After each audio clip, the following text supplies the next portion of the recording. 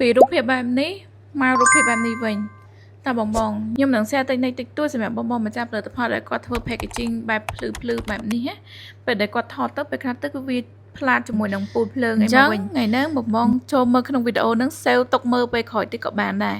យើងត្រូវធ្វើដំបូងគេហ្នឹងគឺយើងត្រូវជូតផលិតផលរបស់យើងឲ្យស្អាតកុំឲ្យឃើញម្រាមដៃដាមម្រាមដៃរបស់យើងផលិតផលមួយនេះគឺជាប្រភេទ foundation stick ដែលយើងធ្លាប់តែឃើញ sun stick ឥឡូវគឺគេចេញប្រភេទ foundation stick នេះគឺម្យ៉ាងហើយអីប៉ុងខាងក្រោយនេះគឺរបៀបលក់ដែលយើងជំនួសឲ្យប៉ុងតប់មុខអញ្ចឹងងាយស្រួលខ្លាំងមែនតើយើងយកទៅណាអីយើងដាក់តែមួយហ្នឹងចូលទៅក្នុងកាបូបគឺបានហ្មងសម្រាប់ខ្ញុំគឺខ្ញុំចូលចិត្តថត background ពណ៌សមែនតើនៅពេលដែលយើងថតទៅវាលេចផលិតផលរបស់យើងមើលមកឃើញស្អាតហ្មងលេចធ្លោហ្មងអញ្ចឹងយើងគ្រាន់តែសាក់តែឲ្យយើងសេរីទៅបើសិនជាអ្នកនរគ្នាចង់បាន1x1យើងអាចដាក់1x1មកបើសិនជាអ្នកនរគ្នាចង់បានរូបផ្ទៃវិញអ្នកនរគ្នាអាចសេរីតាមនឹងបានអានេះខ្ញុំគ្រាន់តែសាក់តេស្តសិនទេបើដែលខ្វះអត់បានមួយទៀតគឺ prop អ្នកនរគ្នា